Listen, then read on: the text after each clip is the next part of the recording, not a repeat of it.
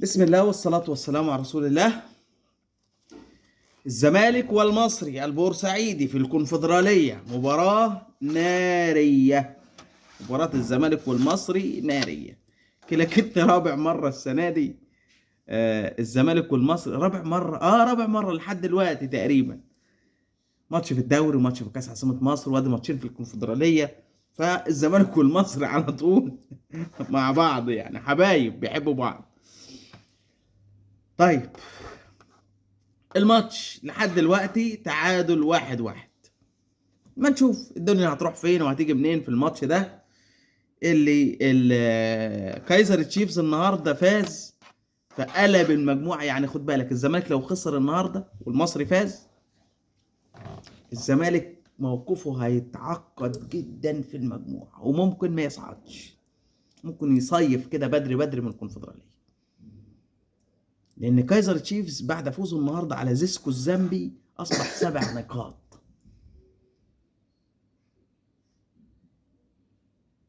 اصبح ايه؟ 7 نقاط.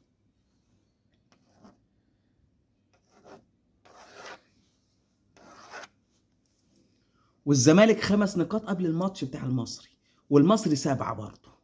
المصري لو فاز هيصبح 10، وكايزر تشيفز 7 والزمالك 5. يبقى كده موقفه عقد جدا. لو الماتش انتهى تعادل بين الزمالك والمصري، برضه الزمالك هيصبح مركز ثالث، يبقى 6 نقاط والمصري 8. المصري اول وكايزر تشيفز تاني. فقصص كبير سيادتك، يعني الموضوع كبير سيادتك في مجموعة الزمالك في الكونفدرالية. صلي على حبيبك محمد، عطر فمك، لاعب لسانك دايما بالصلاة على الحبيب محمد صلى الله عليه وسلم، واعمل اللايك والاشتراك في القناة. الموضوع والله ما هياخد من حضرتك ثانية بالظبط، ثانية بالظبط. فده فضلا ليس امرا يعني. لايك والاشتراك في القناة وصلي على حبيبك محمد. تعالى بقى نخش في موضوعاتنا على طول. النهارده بالمناسبة بنبارك لبيراميدز. ما هو بيراميدز دي فرقة مصرية يا جماعة. النهارده فاز على نهضة بركان وبيراميدز اصبح 10 نقاط في المركز الاول في المجموعه بتاعته، ونهضة بركان تاني ب7 نقاط. فبيراميدز برضو النهارده عمل نتيجه كويسه في ملعب الدفاع الجوي. بالمناسبه عودة الفخوري ظهر النهارده في ملعب الدفاع الجوي، هو ووالده. بالمناسبه يعني وصلوا القاهره، وانا قلت امبارح الاثنين دول، يعني عودة الفخوري هيوصل النهارده لحد، ووصل بالفعل هو ووالده، وخلاص صفقته تمت لبيراميدز. طيب، ده بالنسبه لبيراميدز وبالنسبه للزمالك والمصري، وهنتابع شويه الباقيين. هنشوف الجونين النهارده من ضربات جزاء. المصري تعادل لصلاح محسن من ضربة جزاء، والزمالك كان تقدم حسام عبد المجيد من ضربة جزاء برضه. لكن الزمالك بقى لبس قضيه تقيله قوي، وده اللي قلناه، ده اللي قلناه. بالمناسبه هتلاقي ابراهيم فايق بقى وسيف زاهر وابراهيم عبد الجواد ومدحت شلبي والناس دي كلها بتقول الكلام اللي احنا بنقوله ده.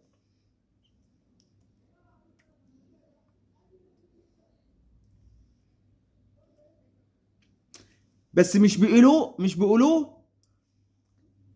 يعني هم ايه؟ بيمسكوا العصايه من النص، عندهم موائمات. انما احنا بنقول الكلمه على طول في الوش، كلمه الحق بنقولها. مجلس اداره الزمالك مجلس اداره فاشل، اهو صريحه وواضحه، ويعني وضوح الشمس في كبد النهار. ليه يا باشا؟ وخد بالك، كل القضايا اللي لابسها الزمالك دلوقتي هي قضايا على المجلس ده، مش مجلس مرتضى منصور بقى ولا المجالس السابقه ولا الكلام ده. ده المجلس ده لبس الزمالك في ديون. تخيل ان الزمالك بقى سيء السمعه في الفيفا. النهارده ايك السويدي، النادي بتاع عمر فرج، اللي جه لعب 3 دقايق في الزمالك ومشي، لاعب الفلسطيني.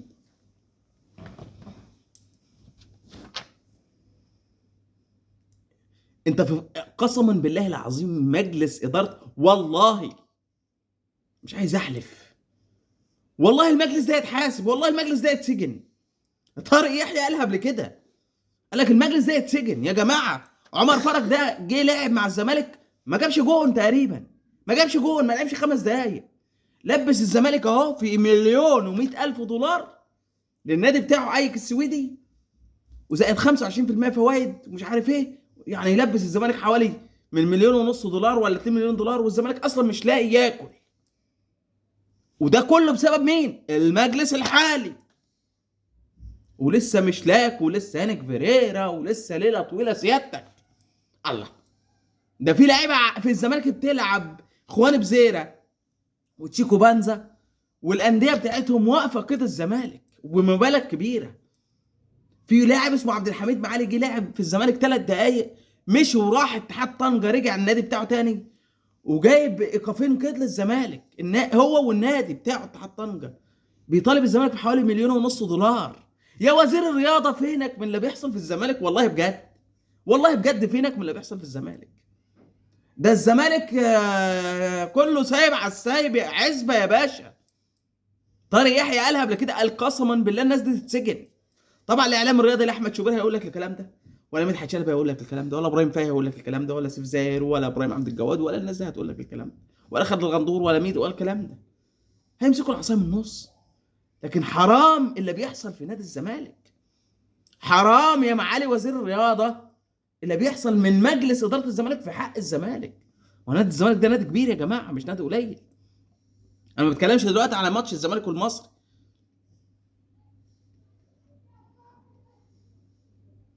انا بتكلم على الفيفا. النهارده المحكمه الرياضيه، الزمالك بقى سيء السمعه في المحكمه الرياضيه الدوليه. ده الفيفا شغاله عند الزمالك بس، يعني الفيفا مش وراها الا الزمالك. انفانتينو والشله اللي معاه صباح الخير عندنا ايه النهارده، عندنا مش عارف ايه، ايقاف كده على الزمالك. صباح الخير النهارده ايه، عندنا ايه النهارده، الزمالك. ما عندهمش الا الزمالك. تخيل المحكمه الرياضيه الدوليه اللي بتحكم العالم كله وبتقضي في القضايا، تحكم في القضايا الرياضيه على مستوى العالم، ما وراهاش الا الزمالك. فحرام حرام بجد اللي بيحصل في نادي الزمالك. طيب النادي الاهلي، قصه امام عاشور انتهت زي ما قلت لك. لاعب ملتزم، بيروح التدريبات بتاعته المنفرده، بيقضي العقوبه بتاعته، تمام تمام، مفيش اي مشكله. زي ما قلت لك ابراهيم عادل، قلت الكلام ده من بدري والله، من بدري يا حبيبي، من بدري والله قلت لك الكلام ده. قلت لك ابراهيم عادل ده، قلت لك الكلام ده والله. ابراهيم عادل الاهلي حاطط عينه عليه. وابراهيم عادل ديته معروفه. قصته ايه؟ قصه ايه يا باشا؟ 4 مليون دولار الشرط الجزائي بتاعه. لمين؟ للجزيره الاماراتي. وخد بالك الجزيره الاماراتي يعني الاداره بتاعته حبايب النادي الاهلي. ممكن بقى يشيل القصه او يتحمل القصه ساويرس اهلاوي، نجيب ساويرس، لان سميح زملكاوي، مع عيله ساويرس تقريبا فيها واحد بس اللي زملكاوي والباقي كله اهلاوي، فنجيب اهلاوي. الاستاذ نجيب ساويرس ده راجل اهلاوي، ودايما بيدعم الاهلي وكهربا وغيره وغيره، يعني زي تركي آل الشيخ، المستشار تركي آل الشيخ طبعا، زي ناس محبين كتير للنادي الاهلي، وعندك ياسين منصور. فالقصه انا بقول لك القلم بتاع حامد حمدان والفخوري الاهلي هيردوا، مش قلم ولا اتنين، انا بقول لك 3 4 اقلام، بس اقلام هتبقى سخنه قوي. هتبقى ايه؟ سخنه قوي بالطرقع.